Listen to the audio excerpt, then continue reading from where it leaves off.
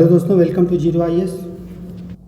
Zero IAS में आपका स्वागत है दोस्तों। हम लोग अकाउंटिंग का लेक्चर कर रहे थे जो आपका EPFO में ज़रूरत है, AOEO और APFC के पोस्ट के लिए। लेक्चर 18 तक आ चुके हैं दोस्तों। आज लेक्चर नंबर 19 है। इसका फ्री PDF मैं आपको टेलीग्राम चैनल पे दे दूंगा, ठीक है। आज से मैं किस टाइप से पढ़ाऊँगा, आज से मैं आपको हैंड रिटन नोट्स अपना दूंगा और उसके अकॉर्डिंग पढ़ाऊँगा। जो मैंने नोट्स आपका अपने सिलेक्शन के टाइम बनाया था दोस्तों, वही नोट्स को आपको उसी के थ्रू पढ़ाऊँगा। जिस तरह से मेरा सिलेक्शन हुआ है उसी तरह आपका भी सिलेक्शन होगा, ये मैं गारंटी लेता हूँ, ठीक है। लेकिन ज़रूरत ये है कि मैं जो पढ़ा रहा हूँ आप उसको अच्छे से रिवाइज कीजिएगा और खूब मेहनत कीजिएगा। जितना मैं क्वेश्चन प्रैक्टिस करवाऊँगा कोर्स कंप्लीट होने के बाद, उतना आप प्रैक्टिस करेंगे, ठीक है। दोस्तों, इस लेक्चर को प्रेजेंट कर रहा हूँ मैं। मेरा नाम राहुल बनवाल है दोस्तों। मैं EPFO में एक सिलेक्टेड ऑफिसर हूँ। साथ ही साथ मैंने UPSC का मेंस 2020 में और UPPCS का मेंस 2021 में दिया है दोस्तों, ठीक है। तो इस लेक्चर को स्टार्ट करने से पहले कुछ बच्चों को डाउट था, तो आगे मैं डाउट क्लियर कर देता हूँ, ठीक है। तो डाउट क्या था दोस्तों, तो बच्चे बोल रहे थे कि सर मुझे जो है ये पासबुक समझ में नहीं आया। एक बच्चे का डाउट था कमेंट सेक्शन में, पासबुक क्या होता है वो बताइए, वो उसके बारे में उसको समझ में नहीं आया था। तो देखिए दोस्तों, पासबुक कौन बनाता है, आप आपने देखा होगा, इस टाइप का होता है पासबुक, है ना। इसमें आपका bank account number, IFSC code, नाम, डेट ऑफ बर्थ, ठीक है, ये सब लिखा होता है। बैंक का एड्रेस वेड्रेस लिखा होता है और यहाँ पे आप फ़ोटो लगाते हो, ठीक है। तो पासबुक बनाता है कौन है दोस्तों, बैंक बनाता है। तो पहले तो ये याद रखना है। उसके बाद देखो बैंक बना रहा है। पासबुक क्या बताता है, ये बताता है कि बैंक में आपका पैसा कितना है ना।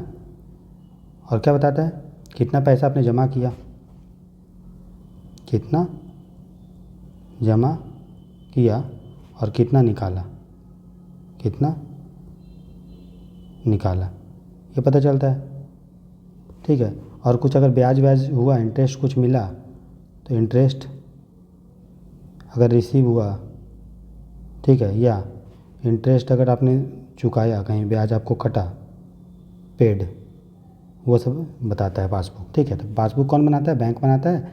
और बैंक में आपका कितना पैसा है, कितना आपने जमा किया, कितना बैंक में पैसा कटा, कितना आपने निकाला, कितना आपको ब्याज मिला, कितना आपने ब्याज दिया। सॉरी, एक मिनट दोस्तों, पानी पी लेता हूँ, ठीक है। ठीक है, तो इंटरेस्ट कितना मिला, ब्याज कितना मिला, ये सब पता चलता है, ठीक। फिर मैंने आपको बताया था क्लियर का फॉर्मूला, ठीक है। क्लियर में क्या बताया था, अगर लायबिलिटी और अगर कैपिटल और रेवेन्यू, ये तीनों जब दोस्तों बढ़ता है तब हम लोग करते हैं क्रेडिट, ठीक। और जब घटता है तो करते हैं डेबिट, ये बताया था। लायबिलिटी का मतलब क्या होता है, देयताएँ। जो पैसा देना होता है उसको देयताएँ बोलते हैं, लायबिलिटी बोलते हैं, ठीक है, लायबिलिटी बोलते हैं, ठीक है। समझ में आया। अब देखिए, बैंक में ये आप हैं, ठीक है।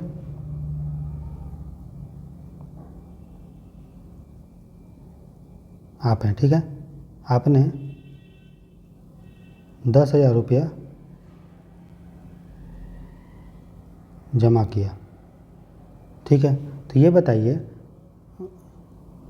बैंक के बैंक का ये लायबिलिटी हो गया, ये देयताएँ हो गया कि बैंक को आपको पैसा 10,000 रुपया वापस करना। जब भी आप डिमांड करोगे 10,000 रुपया, तो बैंक को वापस करना पड़ेगा कि नहीं करना पड़ेगा, करना पड़ेगा। इसका मतलब वो बैंक के लिए क्या हो गया, लायबिलिटी। तो लायबिलिटी क्या हो गया, पहले जो मान लीजिए पहले आपके अकाउंट में 30,000 रुपया था, अब 10,000 जमा कर दिए। तो पहले मान लीजिए 30,000 रुपया था और आपने 10,000 रुपया जमा कर दिया, तो अब क्या हो गया, जो लायबिलिटी था दोस्तों वो बढ़ गया। तो जब भी लायबिलिटी बढ़ता है, देयताएँ बढ़ता है, तब उसको क्या लिखते हैं, क्रेडिट। तो पासबुक में क्या एंट्री होगा, पासबुक में एंट्री होगा कि क्रेडिट की तरफ लिख दो कितना, 40, कितना लिखोगा क्रेडिट में, कितना हुआ, कितना बढ़ा क्रेडिट में, 10,000 रुपया। तो 10,000 रुपया होगा। तब आप अगर बैंक में आप पैसा जमा करते होगे तो आपको मैसेज आता है कि your account has been credited by 10,000 आता है। बैंक में पैसा जमा करोगे, देखना ये मैसेज आएगा, जितना पैसा जमा करोगे उतना आएगा, ठीक है। समझ में आएगा ये चीज़। उसी तरह ये आप हो, ठीक है, ये आपका बैंक है। आपने क्या किया,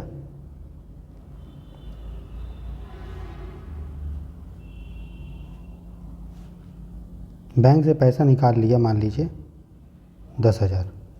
तो बैंक में जो आपको पैसा जमा था, पहले कितना जमा था 30,000, ठीक है। 30,000 उसमें से 10,000 आपने निकाल लिया, कितना, तो कितना बचा बैंक में 20,000। मतलब बैंक को पहले कितना देना था 30,000 रुपया, अब कितना देना पड़ेगा 20,000। मतलब पहले लायबिलिटी कितना था दोस्तों 30,000 का, अब लायबिलिटी कितना है 20,000 का, है ना। 20 के माने 20,000। इसका मतलब लायबिलिटी क्या हो गया, क्या हो गया, घट गया। 30,000 से 20,000 हो गया ना। तो जब भी लायबिलिटी घटता है तो उसको किधर लिखते हैं, डेबिट में। बताया था ना क्लियर के फॉर्मूला से कि जब भी लायबिलिटी घटेगा माइनस होगा तो उसको डेबिट में लिखते हैं। तो यहाँ पे मैसेज आपका क्या आएगा, जब आप बैंक से पैसा निकाल लोगे तो आएगा your account has been debited, कितना 10,000। बात समझ में आया। तो ये पासबुक का पूरा कॉन्सेप्ट था, ठीक है। तो पासबुक में अगर आपका पैसा आप डाल रहे हो तो बैंक के लिए वो लायबिलिटी है, तो वो क्या होगा क्रेडिट, और अगर निकाल रहे हो तो बैंक का लायबिलिटी घट रहा है तो क्या हो जाएगा डेबिट। बात समझ में आया। चलिए यही था कैशबुक।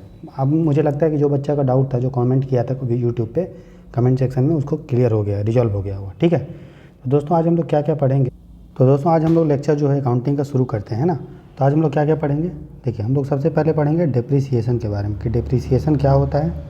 और ये मेरा नोट्स है जो मैं दे रहा हूँ ना, ये आप मेरा नोट्स है, इसलिए आप इसको पढ़ेंगे तो आसानी से आपका सिलेक्शन हो जाएगा।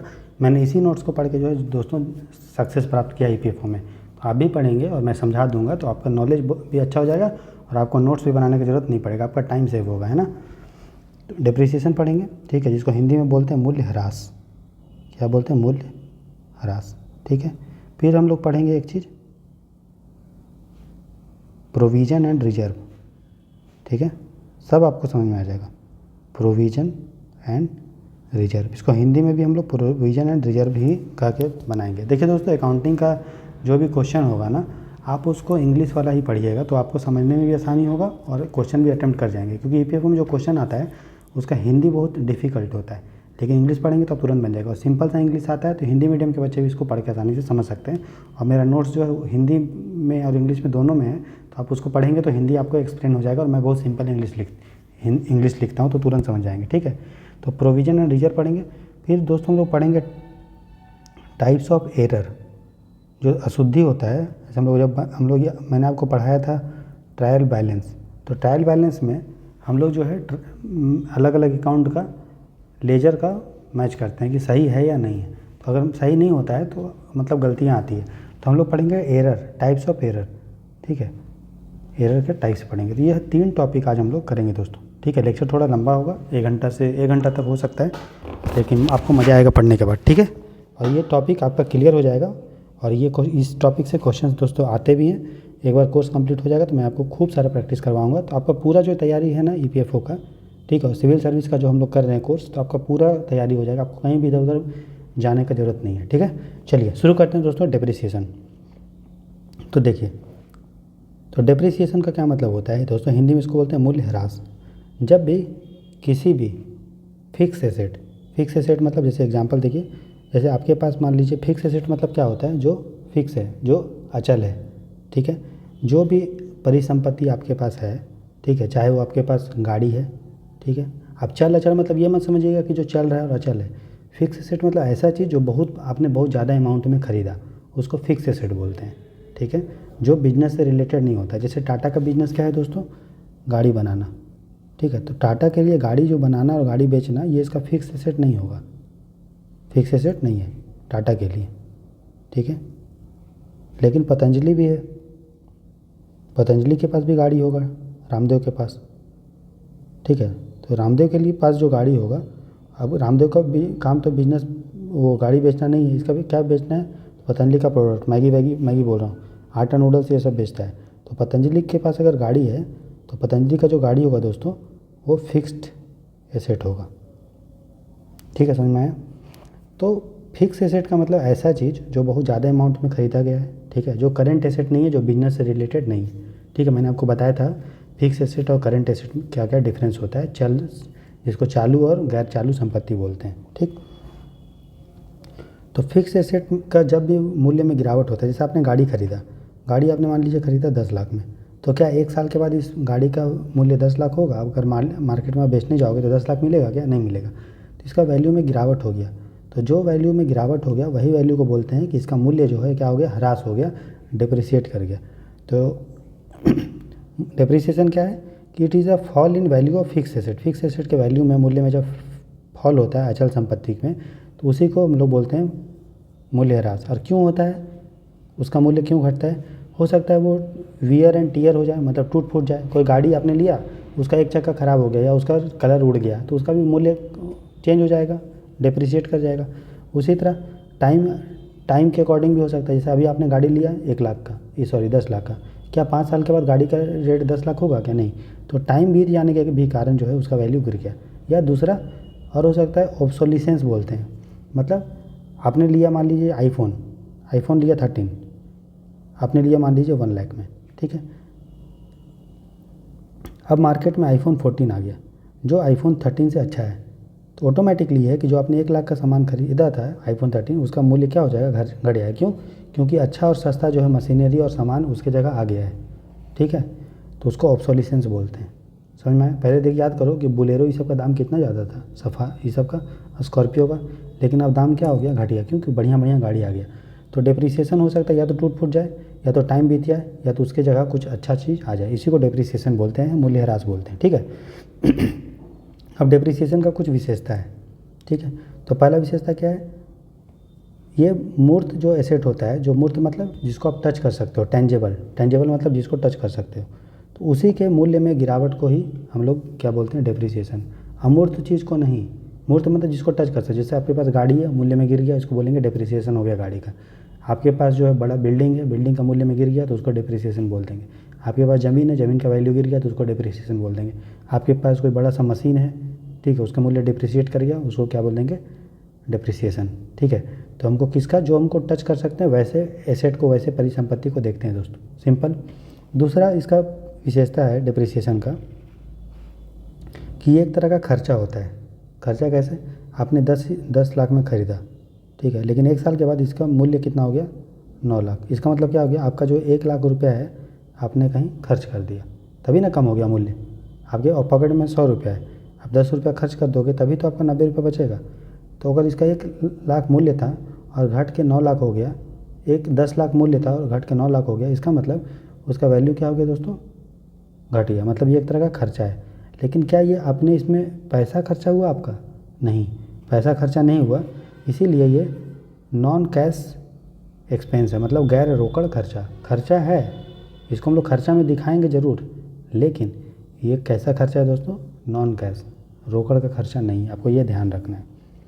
उसके बाद और क्या फीचर है कि डिप्रिसिएशन जब हम लोग करते हैं, ठीक है, तो हम लोग का जो भी एसेट का जो लागत होता है, कॉस्ट होता है, उसी में उसको दिखाते हैं कि हम लोग जो है उस सामान है कितने साल यूज किए और कितने साल बाद हमको कितना रुपया मिल रहा है। जैसे कोई सामान जो है आपने ख़रीदा 10 लाख में, ठीक है, ये 10 लाख का गाड़ी खरीदा और गाड़ी जो है 10 साल चली और आपको बिकी लास्ट में 5 लाख में, ठीक है, तो आपको कितना डिप्रिसिएशन हुआ निकालेंगे, कितना मूल्य ह्रास हुआ, तो आप देखोगे कि 10 लाख गाड़ी खरीदे थे और 5 लाख रुपए आपको मिल रहा है 10 साल में, ठीक है। तो कितना मूल्य ह्रास हुआ? 5 लाख। और कितने साल में हुआ? 10 साल में। मतलब देखेंगे तो 1 साल में 50,000 का मेरा मूल्य क्या हुआ? ह्रास हुआ। तो जब भी हम लोग डिप्रिसिएशन निकालते हैं दोस्तों, तो उसका हम लोग कॉस्ट में निकालते हैं कि गाड़ी में हम लोग कितना रुपया खरीदे थे और कितना उसका एक्सपेक्टेड यूजफुल लाइफ है, कितने साल वो चला। तो यहाँ कितना चला? 10 साल चला, तो हम लोग डिप्रिसिएशन निकालते हैं। तो 3 विशेषता क्या है? पहला कि ये अमूर्त चीज़ का होता है जिसको हम लोग टच कर सकते हैं। दूसरा, ये खर्चा होता है लेकिन उसमें कैश नहीं इन्वॉल्व नहीं होता है, इसलिए गैर रोकड़ होता है। तीसरा, इसको हम लोग जब एसेट का कॉस्ट निकालते हैं तो उसमें उसको हम लोग फिक्स करते हैं, उसके अकॉर्डिंग हम लोग निकालते हैं कि कितना साल वो चला और उसका मूल्य कितना था, लागत कितना था। समझ में आया? अब 2-3 चीज़ है जो अब यहाँ पे देखिए, यहाँ पे हम लोग लिखे हैं ना कॉस्ट। तो कोई भी परिसंपत्ति का लागत क्या होता है, लागत के बारे में हम लोग देखेंगे कि लागत कहते किसको हैं, ठीक है। उसके पहले हम लोग 3 कॉन्सेप्ट को देखेंगे। एक कॉन्सेप्ट होता है दोस्तों डिप्रिसिएशन। तो डिप्रिसिएशन आपने देख लिया, इसमें मूल्य में गिरावट होता है, लेकिन किसका मूल्य में? टेंजेबल फिक्स एसेट जिसको हम लोग मूर्त मूर्त बोलते हैं, जिसको हम लोग टच कर सकते हैं। दूसरा कॉन्सेप्ट होता है एमोर्टाइजेशन, इसमें भी मूल्य में गिरावट होता है, लेकिन किसका, जो इनटेंजिबल रहता है, जो अमूर्त रहता है, किसको टच आप नहीं कर सकते उसको अमूर्त बोलते हैं, ठीक है। अब किसी कंपनी का नाम है, ब्रांड इमेज, वो भी उसका परिसंपत्ति है, मैंने बताया था परिसंपत्ति चैप्टर में, लेकिन क्या किसी कंपनी का ब्रांड इमेज को आप टच कर पाओगे, नहीं।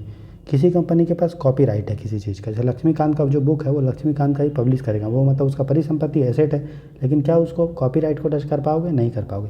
किसी कंपनी को पेटेंट मिला है, पेटेंट टच कर पाओगे, नहीं कर पाओगे। तो जो, लेकिन इसके भी मूल्य में गिरावट हो रहा है। हो सकता है कि किसी कंपनी का ब्रांड इमेज तो एक जैसा नहीं रहेगा, जैसे अभी देखो, अभी आपका अदानी था, तो अदानी का तो ब्रांड इमेज बहुत था, लेकिन अभी उस पर धोखाधड़ी और ये सब का आरोप लगा, तो उसका गुडविल का जो वैल्यू है एसेट वो कम हो गया, मतलब उसका जो इनटेंजिबल फिक्स्ड एसेट था, अमूर्त परिसंपत्ति था, वो डाउन हो गया, तो उसको हम लोग एमोर्टाइजेशन बोलेंगे। तो डेप्रिसिएशन में याद रखना है कि फिक्स एसेट होगा लेकिन टेंजेबल होगा, एमोर्टाइजेशन में फिक्स एसेट होगा लेकिन ये इनटेंजिबल होगा में, ठीक है, समझ में, जिसको टच नहीं कर सकते हो। तीसरा कॉन्सेप्ट है डिप्लीशन।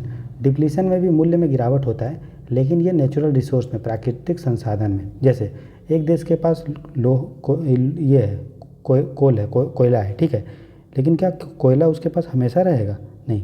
अभी मान लीजिए इसके पास कोयला है 1 लाख का, लेकिन जैसे जैसे ये कोयला निकालते जाएगा दोस्तों, उसके पास कोयला जो है घटते जाएगा, तो कोयला का जो वैल्यू है वो क्या होगा, घट जाएगा। तो जब नेचुरल रिसोर्स होता है, जो प्राकृतिक संसाधन होता है, उसमें जो मूल्य का गिरावट होता है उसको हम लोग क्या बोलते हैं, डिप्लीशन, ठीक है।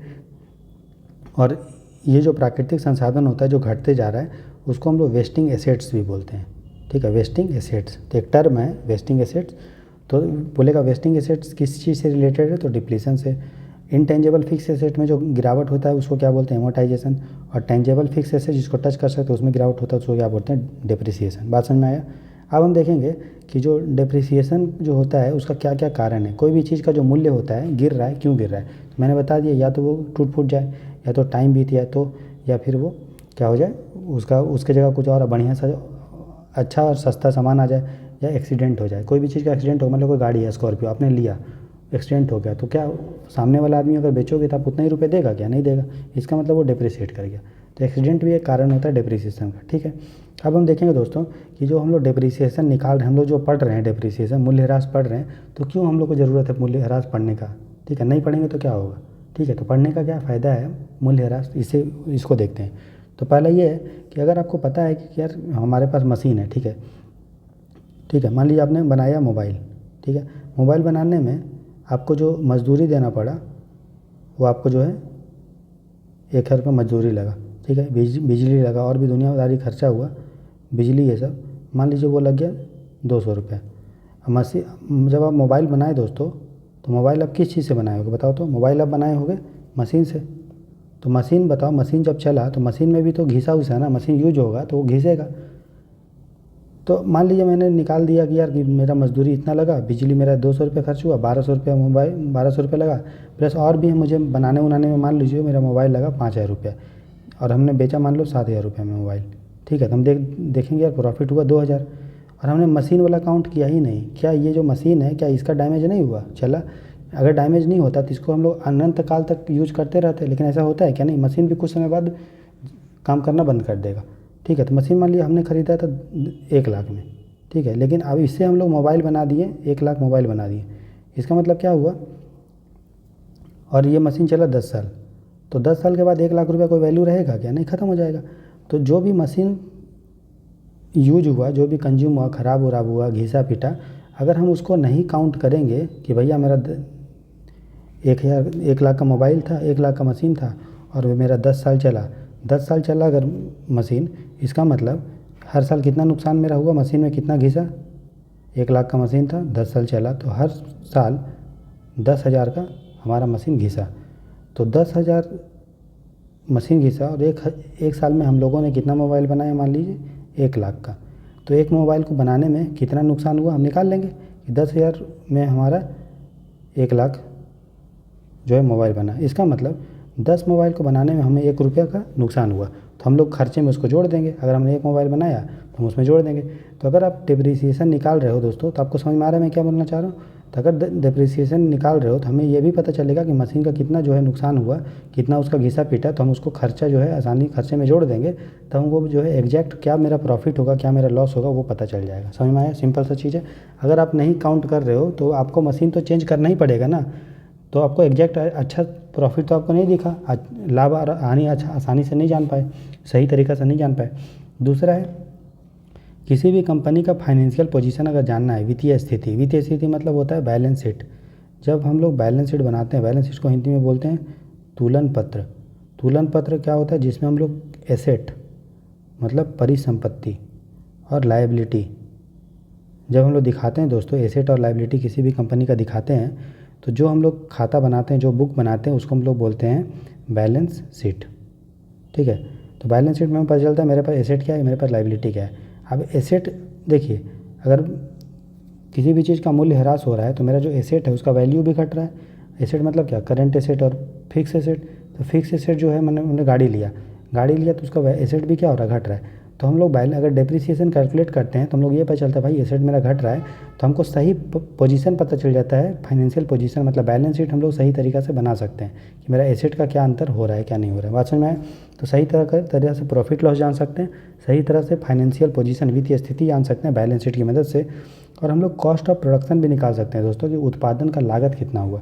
हम लोग देखेंगे कि कॉस्ट ऑफ प्रोडक्शन कैसे निकालते हैं, तो वो अभी हम लोग देखते हैं। ठीक है, दूसरा हम लोग ये भी बता सकते हैं कि हम लोग फंड भी, कोष भी अरेंज कर सकते हैं कि फ्यूचर में मान लीजिए कोई मशीन था, ठीक है ना, मेरे पास हमारे पास मशीन था, एक गाड़ी था, ठीक है, और ये गाड़ी से हम लोग जो है ट्रांसपोर्ट करते थे, कोई बिजनेस अपना सामान बेचता था इसी से।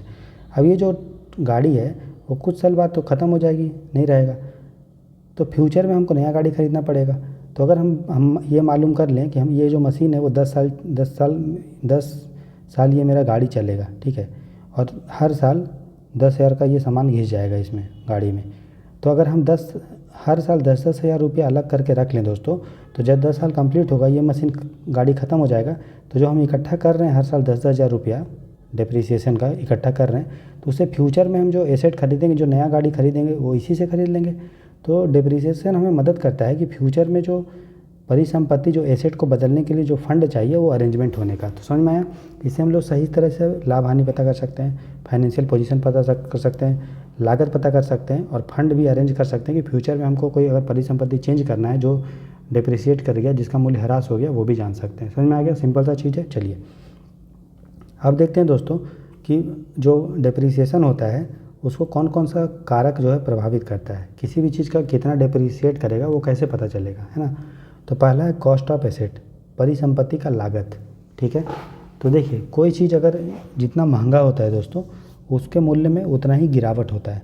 अगर आपने आईफोन लिया है, ठीक है, तो देखिएगा आईफोन अगर आपने 1 लाख का लिया है, ठीक है, तो 1 साल बाद इसका मूल्य हो सके कि आपका 50 से 70 हज़ार हो जाए। ठीक है, मतलब 30 हज़ार का आपका गिरावट हो गया। अगर आपने सैमसंग का मोबाइल लिया है, मान लीजिए 20,000 का, अब देखेंगे 1 साल के बाद ये मोबाइल में ज़्यादा नहीं 15 हज़ार का गिरावट होगा। मतलब देखो आईफोन में ज़्यादा कॉस्ट था तो ज़्यादा गिरावट हुआ है, सैमसंग का रेट कम था 20 हज़ार, तो गिरावट हुआ मात्र 5 हज़ार। इसका मतलब अगर कॉस्ट बढ़ेगा, किसी चीज़ का लागत बढ़ेगा, तो उसमें गिरावट भी ज़्यादा होगा। तो आप देख लिए कि कौन कौन सा कारक से डिप्रिसिएशन हुआ। तो पहला मेरा कारक क्या है? कॉस्ट अगर बढ़ेगा, लागत बढ़ेगा, तो हमारा जो है डिप्रिसिएशन बढ़ेगा। ठीक है, अब देखिए क्वेश्चन ये आता है कि लागत, किसी चीज़ का लागत क्या होता है, इससे क्वेश्चन यूपीएससी पूछा भी था। ठीक है, आपको बताएंगे क्वेश्चन क्या था। कॉस्ट ऑफ द एसेट, ठीक है, परिसंपत्ति का लागत क्या होता है। कोई भी परिसंपत्ति, जैसे आपने मान लीजिए आटा चक्की लिया, ठीक है, आटा चक्की नया खरीदा, मान लीजिए 20,000 में खरीदा, ठीक है, तो आटा चक्की का लागत क्या होगा। तो सबसे पहले क्रय मूल्य, परचेज प्राइस, कितने में खरीदा दोस्तों? 20 हज़ार में। तो क्रय मूल्य कितना हुआ? 20 हज़ार, प्लस आटा चक्की को तो कहीं से, जहाँ से खरीदोगे वहाँ से उसको ट्रांसपोर्ट करके ढुलाई करने में लगेगा, ढोने का मान लीजिए फ्रेट चार्जेज और अदर भी जो चार्जेज है, पैकिंग वैकिंग किया, मान लीजिए आपको लग गया 1200 रुपया। ठीक है, अब आटा चक्की लाए, धुला के उसको लाए, अपना जहाँ भी सेटअप करना है वहाँ पे लेके आए, और उसके बाद उसको फिक्स करना पड़ेगा, तब ना आप आटा चक्की चलाओगे, कैसे ही चला दोगे, फिक्स करना पड़ेगा। तो मान लीजिए इंस्टॉलेशन चार्ज जो खर्चा हुआ आपका वो हुआ 800 रुपये। तो जो कॉस्ट लगेगा, एसेट का कॉस्ट होगा, तो वो कितना होगा? क्रय मूल्य जितना आपने ख़रीदा था प्लस सामान ढूंढने का 1200 और 800 रुपये आपको सेटअप करने का, तो 1200 और 800 2000 हो गया। तो टोटल आपका जो मशीन का लागत होगा वो कितना होगा? 22,000। यही क्वेश्चन पूछा था यूपीएससी कि जो हमारा फ्रेट और अदर चार्जेज है, अदर कॉस्ट है, उसको हम किस में जोड़ते हैं? उसको हम लोग जोड़ते हैं कॉस्ट ऑफ एसेट में। ठीक है, उसको किस अकाउंट में लिखेंगे? कॉस्ट ऑफ एसेट में। जो भी देखो,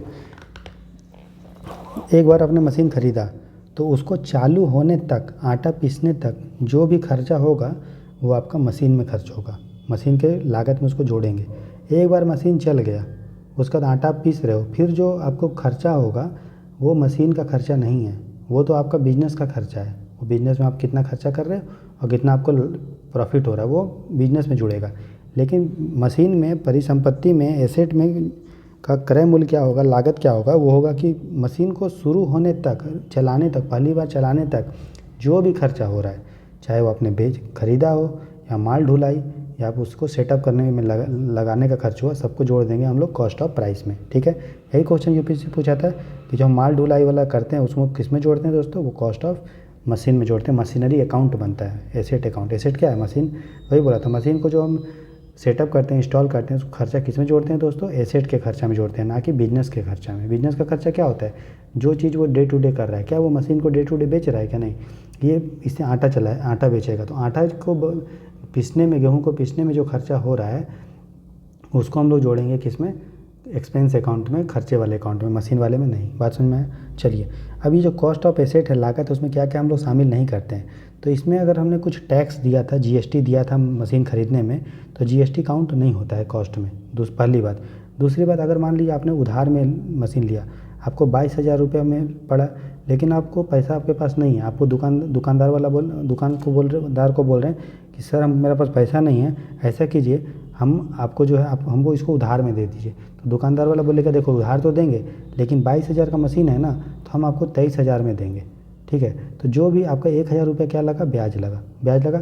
तो ब्याज जो है वो मशीन के कॉस्ट में काउंट नहीं होता है। ठीक है, आपको मशीन का कॉस्ट हमेशा कितना लिखोगे? 22,000। भले आपको 1,000 दिया तो मशीन का कॉस्ट में काउंट नहीं होगा। ठीक है, समझ में आया? तो मशीन के कॉस्ट में सिर्फ यही 3 चीज़ काउंट होता है, क्रय मूल्य, माल ढुलाई और मशीन को सेटअप करने के लिए पहली बार। उसका जीएसटी वेएसटी नहीं लगता है, इसमें काउंट नहीं होता है। और ब्याज जो आपने देंगे उधार पे अगर लिया तो वो भी काउंट नहीं होता है दोस्तों। ठीक है, तो अब पहला फैक्टर आप समझ लिए कि कोई भी चीज़ डिप्रिसिएशन होता है, उसका पहला कारक क्या है दोस्तों? मशीन का लागत। मशीन का लागत के लिए परिसंपत्ति का लागत, उसमें 3 चीज़ होता है, और क्या नहीं होता है वो मैंने आपको बता दिया। ठीक है, एक बार नोट्स पढ़ लेंगे, पूरा क्लियर हो जाए कॉन्सेप्ट। उसके बाद दूसरा चीज़, जो मशीन का जो डिप्रिसिएशन होता है किसी भी चीज़ का, तो डिसाइड होता है कि कितना डिप्रिशिएट करेगा। तो देखिए, एक तो हो गया मशीन, मान लीजिए आपने ख़रीदा, ठीक है, 1 लाख में, ठीक, और मशीन को आपको फाइनल जब हम बेच रहे हैं, होता है ना, जैसे आपने गाड़ी ख़रीदा, मान लो 10 लाख का गाड़ी ख़रीदा, ठीक है, अब उसको 5 साल बाद उसका आपको काम नहीं हुआ, तो 5 साल बाद आपने उसको बेच दिया 5 लाख में। तो आप बोलेंगे कितना मेरा डिप्रिशिएट किया? तो डिप्रिशिएट कितना किया दोस्तों? 5 लाख तो आपको मिल ही गया, 10 लाख आपने ख़रीदा था, तो आपको कितना डिप्रिशिएट हुआ? 5 लाख में। तो जो 5 लाख होगा मेरे दोस्तों, उसको हम लोग बोलते हैं डिप्रिसिएबल अमाउंट। कितना मेरा डिप्रिशिएट किया, कितना मेरा खर्च हो गया, कितना मेरा रिटर्न ऑफ हुआ। रिटर्न ऑफ मतलब कितना आपको जो है नुकसान हुआ मशीन में, जितना मेरा जो है मूल्य ह्रास हुआ, उसी को हम लोग बोलते हैं डिप्रिसिएबल अमाउंट, या जितना अमाउंट हम लोग राइट ऑफ कर देंगे, मतलब हम हटा देंगे। ठीक है, ये कैसे निकालते हैं? कॉस्ट ऑफ एसेट, कितना कॉस्ट था? 10 लाख। एस्टिमेटेड रेसिडुअल वैल्यू, कितना आपको अंत में मिला? 5 लाख। तो ये अगर बढ़ते रहेगा, ये बढ़ेगा, तो हमारा जो डिप्रिसिएशन होगा कम होगा। मान लीजिए आपको फाइनल मशीन कार का मिला 8 लाख, तो आपको डिप्रिसिएशन कितना होगा? 2 लाख। ये अगर होगा 9 लाख, तो आपको डिप्रिसिएशन कितना होगा? 1 लाख। तो इसका मतलब कितना डिप्रिशिएट करेगा वो एस्टिमेटेड रेसिडुअल वैल्यू, मतलब जितना आपको फाइनली मिल रहा है मशीन को बेचने पे, वो भी। तो इसको इंग्लिश में बोलते हैं एस्टिमेटेड रेसिडुअल वैल्यू या स्क्रैप वैल्यू। स्क्रैप मतलब होता है भंगार, जो आप कूड़ा कचरा में इसको बेचे ना, रेसिडुअल में बेचे, तो उस पर भी डिपेंड करता है मेरा डिप्रिसिएशन। किस तरह डिपेंड करता है मैंने बता दिया, अगर ये बढ़ेगा तो मेरा जो है डिप्रिसिएशन घटेगा। तो अनुमानित रेसिडुअल वैल्यू, रेसिडुअल को हिंदी में रेसिडुअल ही बोल दीजिए, आपको समझने में आसानी होगा, रेसिडुअल वैल्यू। ठीक है, चलिए उसके बाद दोस्तों देखते हैं, तो अपने समझ में आ गया कि डिप्रिसिएशन किस चीज़ पर डिपेंड करता है। पहला तो ये है कि उसका कॉस्ट क्या था, ज़्यादा कॉस्ट होगा तो ज़्यादा डिप्रिशिएट करेगा। आईफोन का एग्जांपल दिया था, कम कॉस्ट होगा सैमसंग, तो कम करेगा। और लागत पे डिपेंड करता है, तो लागत क्या होता है मैंने बता दिया कि लागत में किस चीज़ को काउंट करते हैं, किस चीज़ को नहीं करते हैं। जैसे जीएसटी और ब्याज वाला काउंट नहीं करते हैं, उसका दूसरा चीज़ जो जिसमें डिप्रिसिएशन डिपेंड करता है वो होता है उसका भंगार का कितना मूल्य मिला, अंत में कितना मूल्य मिला, जिसको एस्टिमेटेड रेसिडुअल वैल्यू या स्क्रैप वैल्यू बोलते हैं दोस्तों। ठीक है, उसके बाद डिप्रिसिएशन हम लोग कैलकुलेट कैसे लिखते कैसे हैं, डिप्रिसिएशन हम लोग लिखते कैसे वो देखेंगे। तो डिप्रिसिएशन रिकॉर्ड करने का जो है 2 तरीका है। एक तरीका है मेथड 1, दूसरा मेथड 2। बहुत आसान है, अब सिंपल है, अकाउंटिंग बहुत आसान है, आप समझने की कोशिश करेंगे तुरंत समझ में आ जाएगा। अभी तक जैसे बाकी का 18 लेक्चर आपको समझ में आ रहा है, उस तरह ये भी लेक्चर आपको समझ में आएगा दोस्तों। ठीक है, तो डिप्रिसिएशन लिखने का 2 तरीका है। ठीक है, तो पहला तरीका क्या है कि मान लिया आपने कोई एसेट खरीदा, कोई भी परिसंपत्ति खरीदा कैश से या बैंक अकाउंट से पेमेंट करके चेक वेक से खरीदा, कितने का, 10,000 रुपये का। ठीक है, तो आप जो रिकॉर्ड करेंगे, जो आप लिखेंगे, क्या लिखेंगे, आपका आपने एसेट खरीदा। ठीक है, क्या खरीदा, कुछ भी एसेट खरीदा होगा, तो एसेट आपका बढ़ेगा, एसेट क्या होगा, बढ़ेगा। तो क्लियर के फॉर्मूला में जाइए, मैंने बताया था एसेट और एक्सपेंस, ऐसे एसेट और एक्सपेंस जब हमारा बढ़ता है तो उसको हम लोग डेबिट करते हैं, बताया था। तो मैंने आपने एसेट खरीदा तो आपके पास एसेट आया, आपके पास एसेट बढ़ गया। एसेट जब भी बढ़ा मतलब बढ़ गया, पॉजिटिव हो गया, तो क्या करेंगे, डेबिट। तो देखिए एसेट का जो अकाउंट है दोस्तों वो क्या हुआ, डेबिट। ठीक है, और आपने कैश से ख़रीदा या बैंक से ख़रीदा, तो कैश आपका घटा या बैंक में जो बैलेंस है वो आपका घटा। तो कैश और बैंक क्या होता है आपके लिए, क्या है, ये परिसंपत्ति है, एसेट है। तो आपका एसेट क्या हो रहा है दोस्तों, घट रहा है। तो जब एसेट बढ़ता है तो डेबिट करेंगे, तो एसेट घटेगा तो क्या करोगे, क्रेडिट। इसीलिए मेरा कैश अकाउंट या बैंक अकाउंट क्या हुआ, क्रेडिट। आपको समझ में आ गया, ये हम लोग रिकॉर्ड कैसे किए। आपने एसेट खरीदा कैश से या बैंक से, तो आपका एसेट बढ़ा, एसेट जब बढ़ता है तो उसको डेबिट करते हैं, और कैश से खरीदा या बैंक अकाउंट से खरीदा वो दोनों आपका घटा। तो आपके लिए कैश और बैंक क्या है, एसेट है, परिसंपत्ति है, तो वो घटा तो आपको क्या किया, क्रेडिट। ठीक है, समझ गए। तो आपने खरीद लिया। अब मान लीजिए आपका डिप्रिसिएशन है 1,000 रुपया, मतलब आपका जो पैसा घट रहा है, 1,000 का कोई एसेट खरीदा, कोई कुछ भी खरीदा, कंप्यूटर खरीदा, मोबाइल खरीदा, तो 1,000 रुपया दोस्तों मान लीजिए घट गया। ठीक है, तो डिप्रिसिएशन जो होता है वो एक तरह का मेरा क्या है, मैंने बताया था एक्सपेंस है, ऊपर पढ़ाया था ना, एक तरह का खर्च है।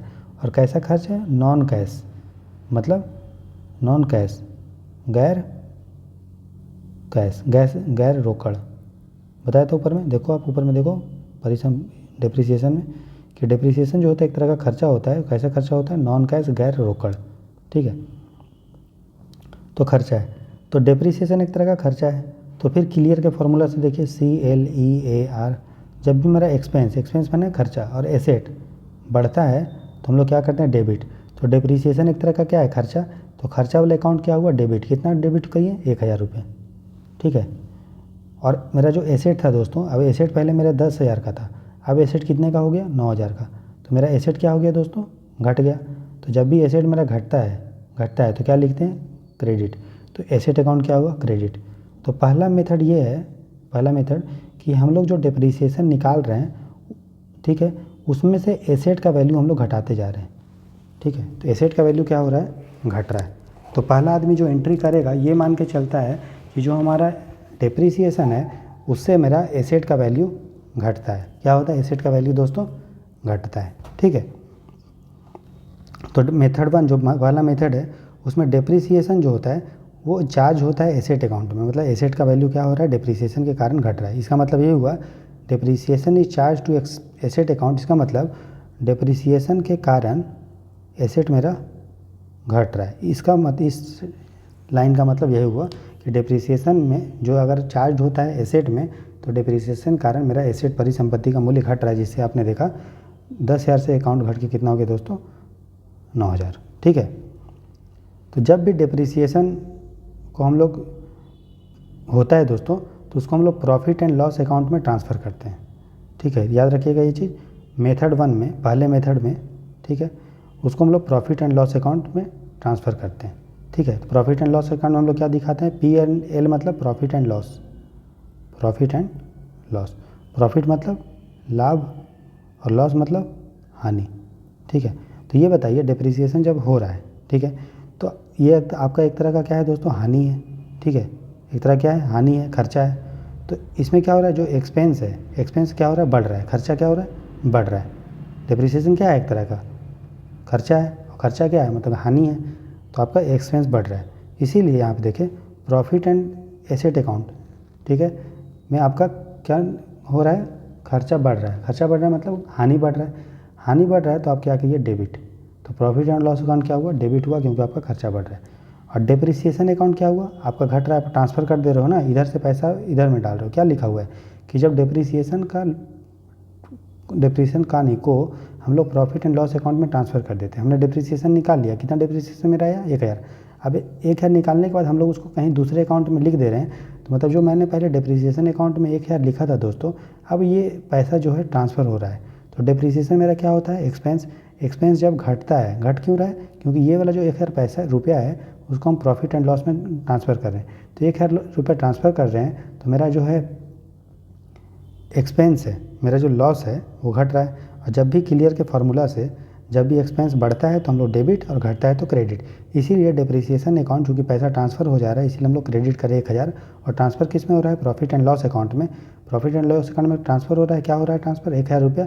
और ये हमारा एक तरह का क्या है, खर्चा है। खर्चा एक तरह का हानि भी होता है, तो हम लोग इसको डेबिट कर दिए प्रॉफिट एंड लॉस अकाउंट में 1000 रुपया। बात समझ में आए।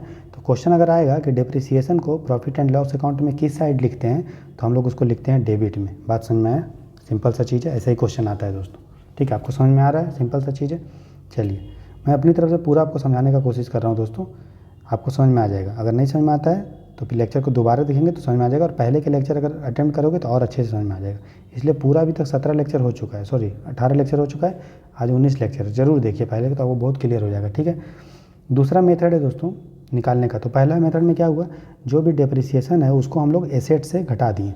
ठीक है, ऐसे मतलब डेप्रिसिएशन के कारण एसेट का वैल्यू घट रहा है। ठीक है, दूसरा मेथड होता है वही चीज़ है, आपने एसेट खरीदा कैश या बैंक से, तो फिर इसी की तरह से एसेट अकाउंट हम लोग को डेबिट क्यों, क्योंकि हमारा एसेट बढ़ा। और दूसरा कैश और बैंक अकाउंट को क्रेडिट क्यों, क्योंकि कैश और बैंक घटा। और कैश और बैंक दोनों क्या होता है, एसेट होता है, एसेट घटता है क्लियर के फार्मूला से, तो हम लोग उसको क्रेडिट करते हैं।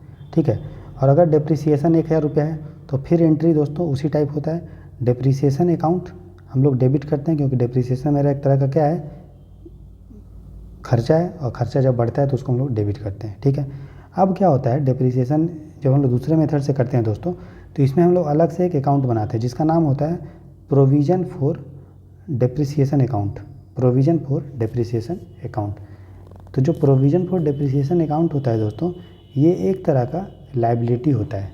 इसका मतलब ये है, प्रोविज़न फॉर डेप्रिसिएशन अकाउंट का मतलब, ये मैं प्रोविज़न आपको पढ़ाऊँगा।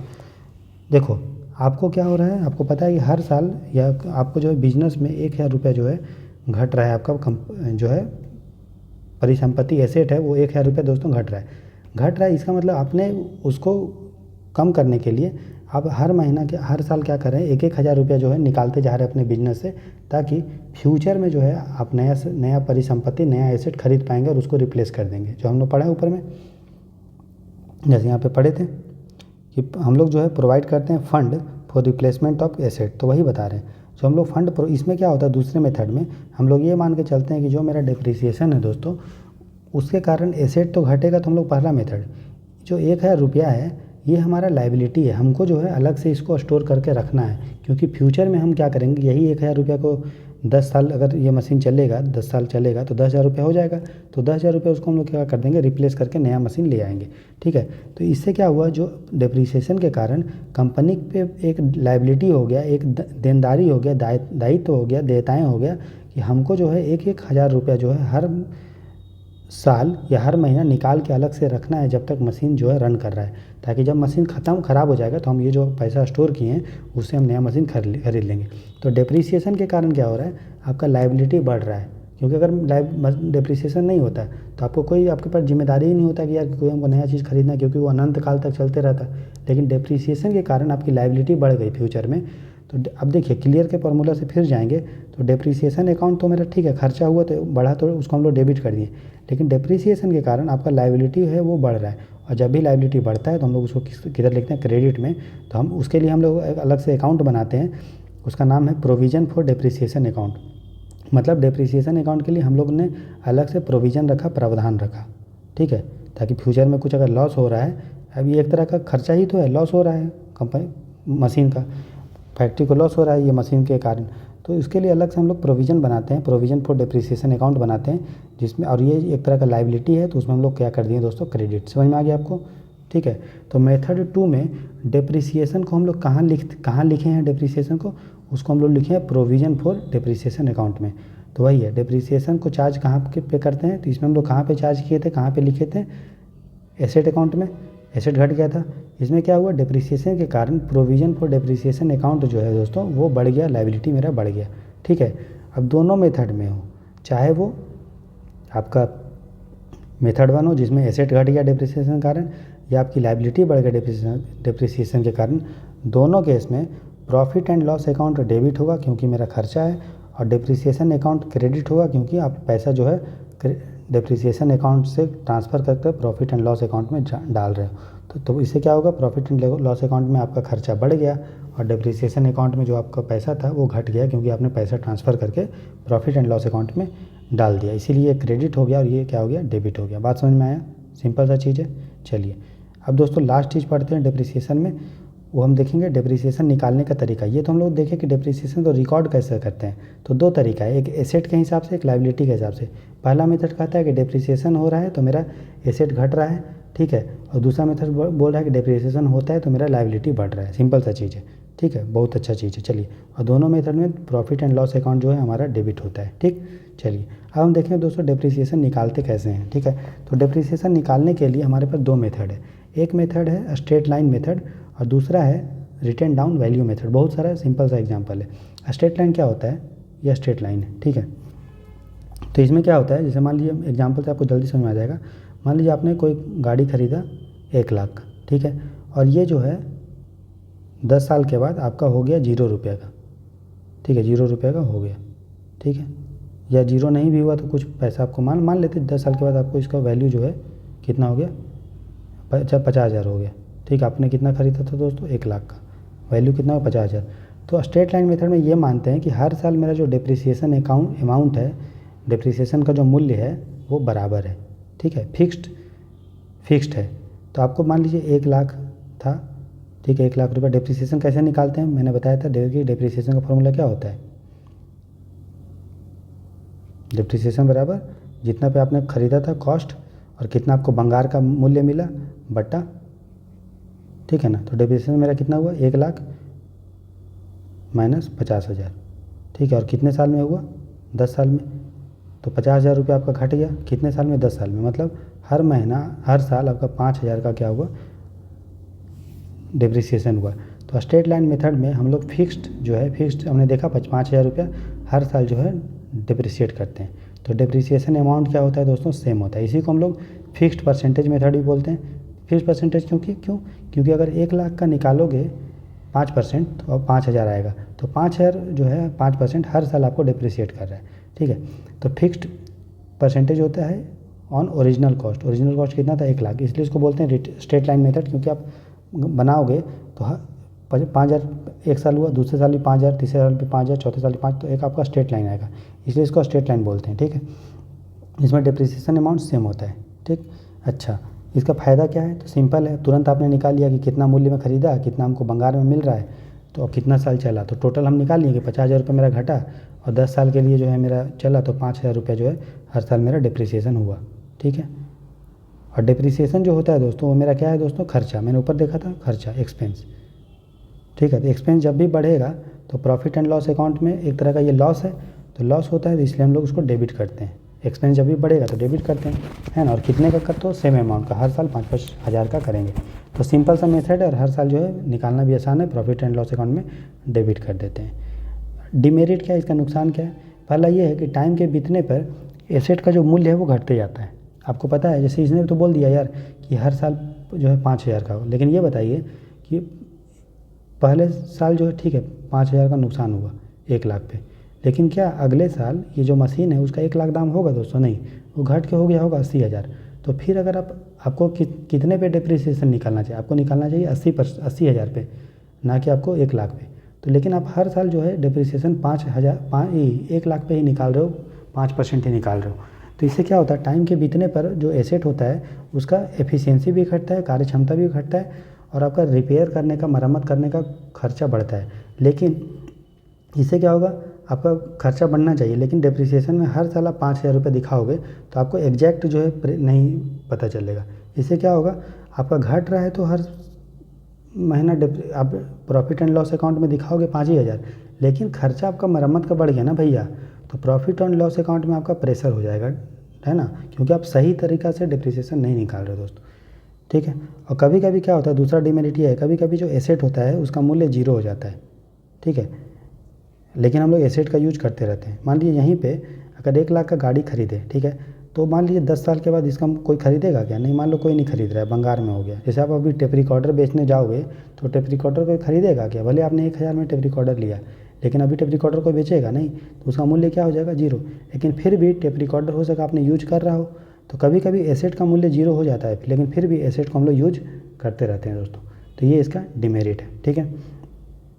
तो डेप्रिसिएशन कैसे निकालते हैं हर साल? तो सिंपल सा फंडा है कि कॉस्ट निकाल लो आप, कितना आपने ख़रीदा था, कितना आपको बंगार का वैल्यू मिला जिसको स्क्रैप वैल्यू बोलते हैं, और कितना साल आपका चला, यूजफुल लाइफ मतलब कितने साल चला, तो आपका मिल जाएगा। जैसे हम लोग पिछले ऊपर वाले केस में निकाले थे कितना, 5,000।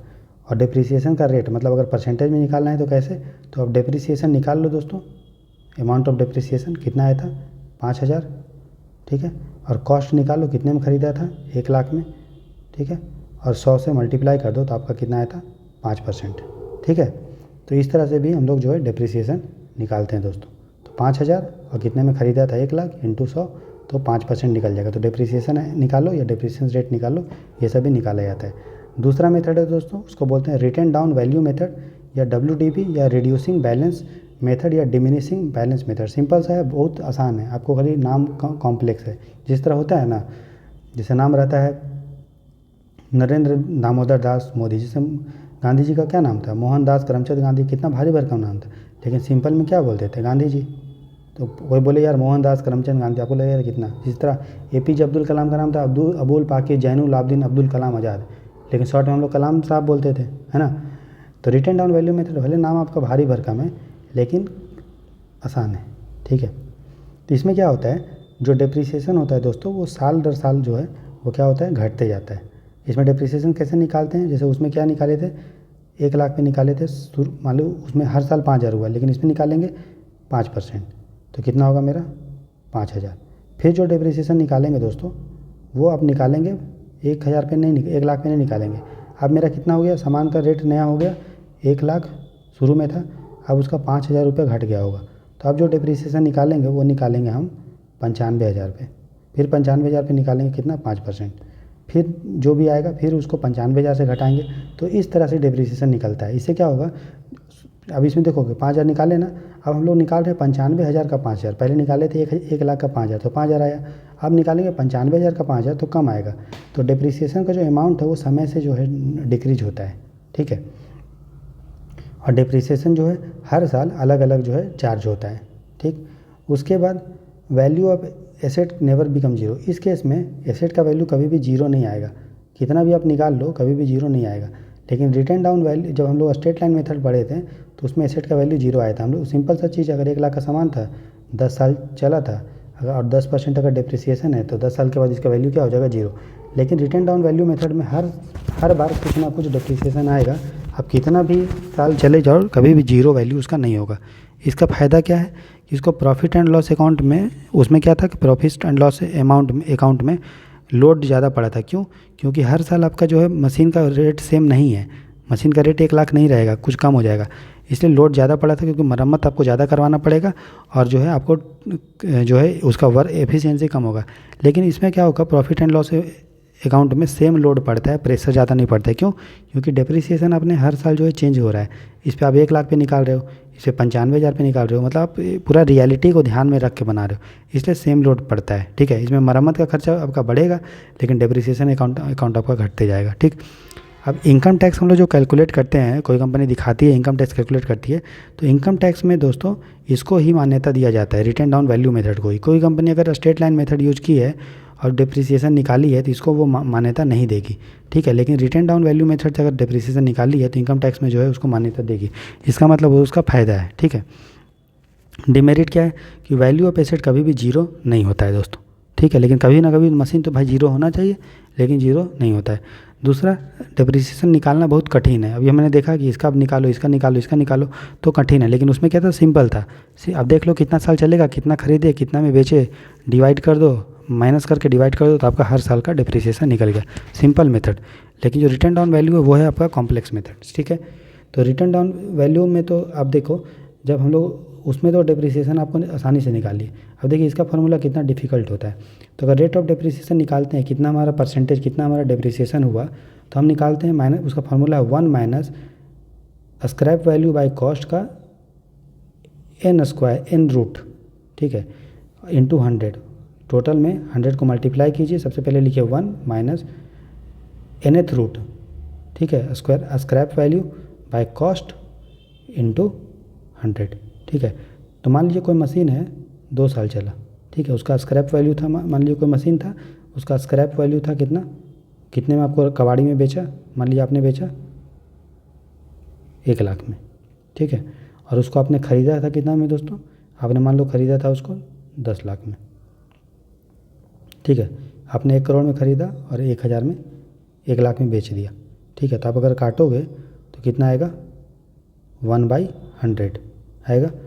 तो हम लोग डिप्रिसिएशन अगर निकालेंगे तो क्या लिखेंगे, 1 माइनस अंडर रूट, और n क्या है दोस्तों, यहाँ पे n बराबर है कितना साल वो चल रहा है। तो कितने साल चला, मान लो 2 साल ही चला, तो यहाँ पे लिखेंगे 2। और स्क्रैप वैल्यू कितना था, 1 लाख, मतलब 1 लाख आपको कबाड़ी वाला दे दिया, आपने ख़रीदा था मान लीजिए 1 करोड़ में, ठीक है। तो क्या होगा, 1 माइनस 2 मैंने स्क्वायर रूट 1/100, ठीक है, इंटू 100। तो कितना आएगा, 1 माइनस, अब 1/100 का स्क्वायर रूट लोगे तो 1/10 आएगा इंटू 100। तो 1 माइनस 1/10 कितना होगा, 9/10 इंटू 100। तो कितना हो गया, 90%, मतलब डिप्रिसिएशन कितना हो गया मेरा, 90%, ठीक है। तो कितना कम कॉम्प्लेक्स हुआ ना निकालना। और अगर हमको स्ट्रेट लाइन से निकालना होता तो कैसे निकालते हैं कि भैया 1 करोड़ था और 1 लाख हमको मिल रहा है, 2 साल में मिल रहा है, तो 2 से डिवाइड कर देते हैं। तो इससे पता चल जाता कि 99 लाख रुपया बाई 2, मतलब हर साल जो है 48.5 लाख का हमारा डिप्रिसिएशन हो रहा है, समझ में आया। और सिंपल परसेंट में निकालना होता तो फिर बाई कर देते 1 करोड़ इंटू 100, तो मेरा उससे भी आ जाता कि 48.5% के आसपास, 48.5% मेरा डिप्रिसिएशन हुआ। कितना सिंपल था, लेकिन इसमें स्क्वायर रूट निकालो, ये निकालो, वो निकालो, मतलब ये कॉम्प्लेक्स चीज़ है। तो रिटर्न डाउन वैल्यू मेथड जो है वो क्या है दोस्तों, कॉम्प्लेक्स है, और इसमें मशीन का वैल्यू कभी भी 0 नहीं आएगा, आपको कुछ ना कुछ आपको आते रहेगा, ठीक है। ठीक है, समझ में आ गया। तो ये पूरा जो लेक्चर था वो आपका डिप्रिसिएशन को लेके था, ठीक है। अब हम लोग नेक्स्ट टॉपिक पढ़ेंगे, सिंपल सा आसान टॉपिक है, उसको हम लोग बोलते हैं दोस्तों प्रोविज़न, ठीक है। अब ये जो नोट्स है इतना इंपॉर्टेंट है, अगर इसी को आप बार बार रिवाइज कर लो, लेक्चर 2-3 बार देख लो, तो आपका इस टॉपिक से पूरा ख़त्म हो जाएगा। और बाकी के जो मैंने पढ़ाया है उसका भी मैं नोट्स जो है तैयार कर रहा हूँ, और कुछ जो छूटा है उसको भी तैयार करके आपको भेज दूँगा दोस्तों, ठीक है। तो देखते हैं हम लोग प्रोविज़न एंड रिजर्व, ठीक है। तो देखिए तो प्रोविज़न क्या होता है, सिंपल सा चीज़ है। मान लो भविष्य में आपको कोई हानि होने वाला है, ठीक है, या कोई भी मूल्य में गिरावट होने वाला है, जैसे हमने ऊपर बनाया था ना प्रोविज़न फॉर डिप्रिसिएशन अकाउंट, यहाँ पे देखो हमने यहाँ पे बनाया था ना प्रोविज़न फॉर डिप्रिसिएशन अकाउंट, मतलब डिप्रिसिएट हो रहा है तो मेरा लाइबिलिटी है, तो उसके लिए अलग से हमने अकाउंट बना दिया फ्यूचर के लिए।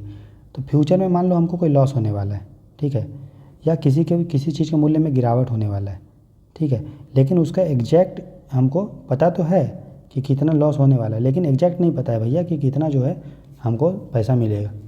बताइए कोई कंपनी है उसको पता रहता है क्या कि मान लीजिए आपका कोई गाड़ी है, ठीक है, जब तक आप उसको बेचोगे नहीं 5 साल बाद, तो आपको पता चलेगा कि 5 साल बाद कितना हमको पैसा मिलेगा, नहीं पता चलेगा ना। तो इसमें पता तो रहता है कि हमको हानि होने वाला है, और ये भी पता रहता है कि उसका मूल्य में गिरावट होने वाला है, ठीक है, ठीक है, कि मेरा लाइबिलिटी है ये हमको पता है, लेकिन कितना लाइबिलिटी है वो हमको एग्जैक्ट हमको नहीं पता कर सकते, हम अनुमान ही लगा सकते हैं। तो फ्यूचर में जो भी हानि होने वाला है या किसी भी मूल्य में गिरावट होने वाला है, उसके लिए हम लोग कुछ पैसा अलग से निकाल के रखते हैं बिजनेस से, उसी पैसा को हम लोग बोलते हैं दोस्तों प्रोविज़न, ठीक है, समझ में आया। उसको प्रोविज़न बोलते हैं, मतलब फ्यूचर में कोई हानि होने वाला है या किसी भी एसेट का मूल्य में गिरावट होने वाला है, तो हम लोग कुछ पैसा अलग से निकाल के रखते हैं कि फ्यूचर में कुछ हानि होगा या कुछ गिरावट होगा तो उससे हम लोग उसको करेंगे। कितना अमाउंट होगा वो नहीं बताते हैं, ठीक है, लेकिन कुछ पैसा अलग से निकाल के रखते हैं, ठीक है, उसी को प्रोविज़न बोलते हैं। तो जो भी प्रोविज़न होता है दोस्तों वो प्रॉफिट एंड लॉस अकाउंट में हम लोग उसको दिखाते हैं, ठीक है, कि प्रॉफिट एंड लॉस अकाउंट में कि प्रोविज़न जो होता है किस में दिखाते हैं, प्रॉफिट एंड लॉस अकाउंट में।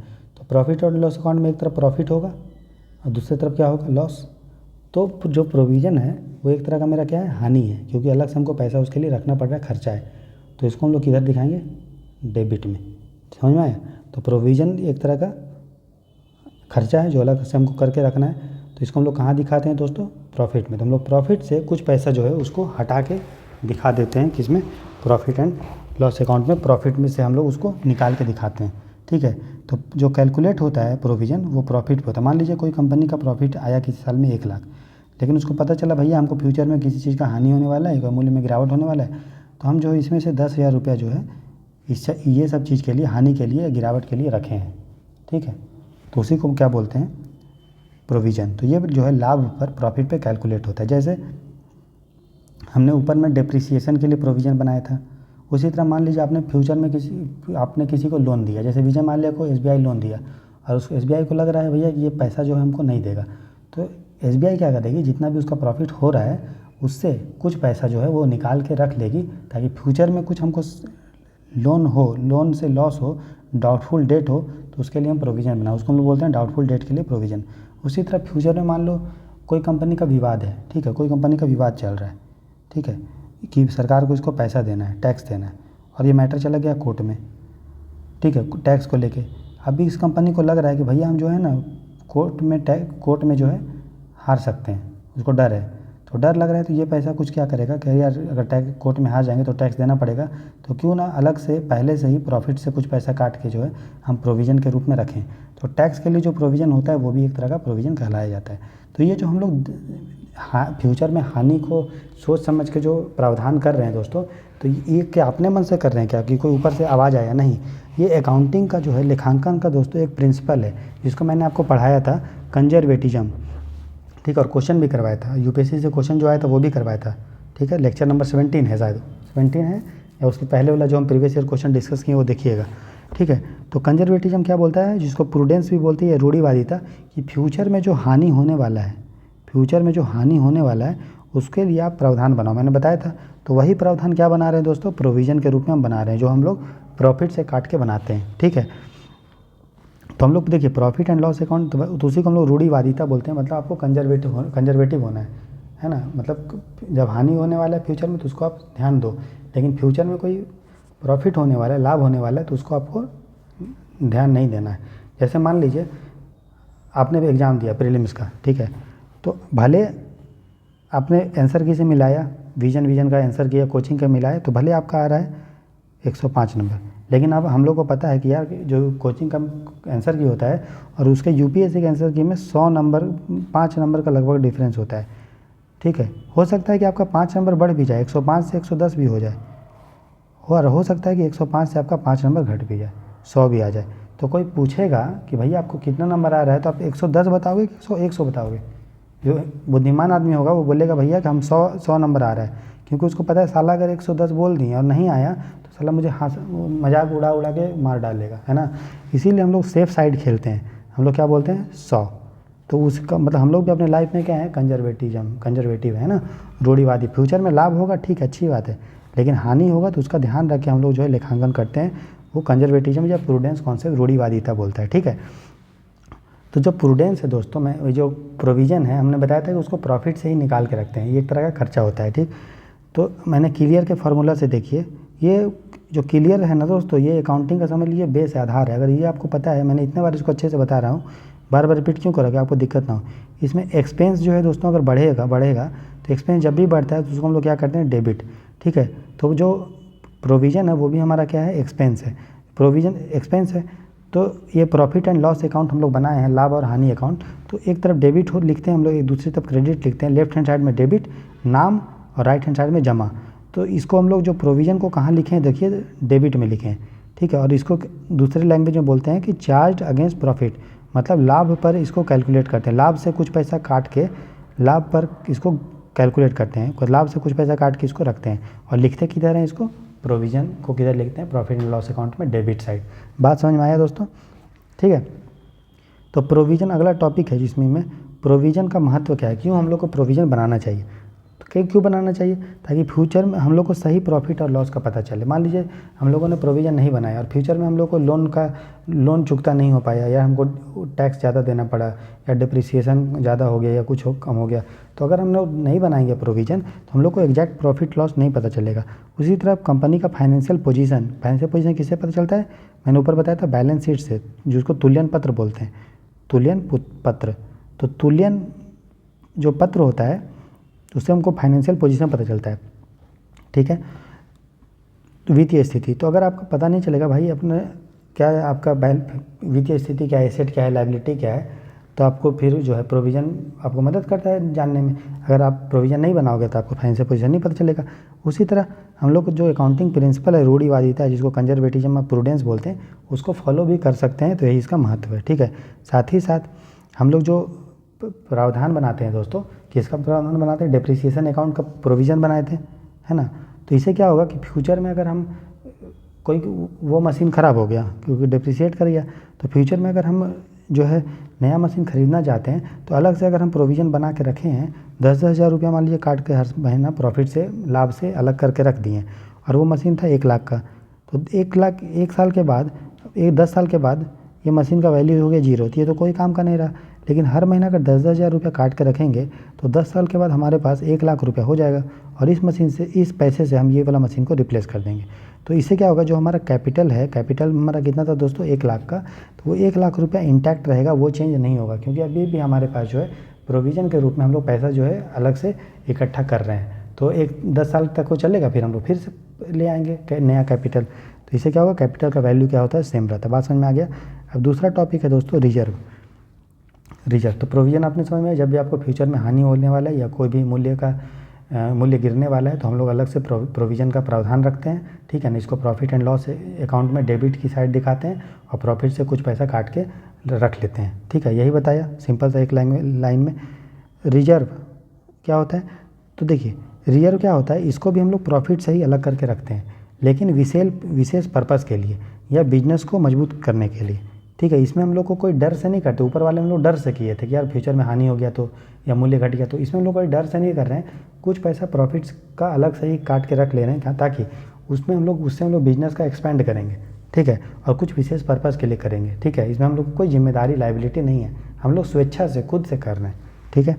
तो इसमें भी हम लोग प्रॉफिट को एप्रोप्रिएट करते हैं। एप्रोप्रिएट मतलब प्रॉफिट का कुछ पैसा हम लोग अलग से निकाल के रख लेते हैं, क्यों, क्योंकि ताकि बिजनेस का जो है फाइनेंशियल पोजीशन, वित्तीय स्थिति क्या हो, मजबूत हो, और विशेष पर्पज़ के लिए रखते हैं, ठीक है।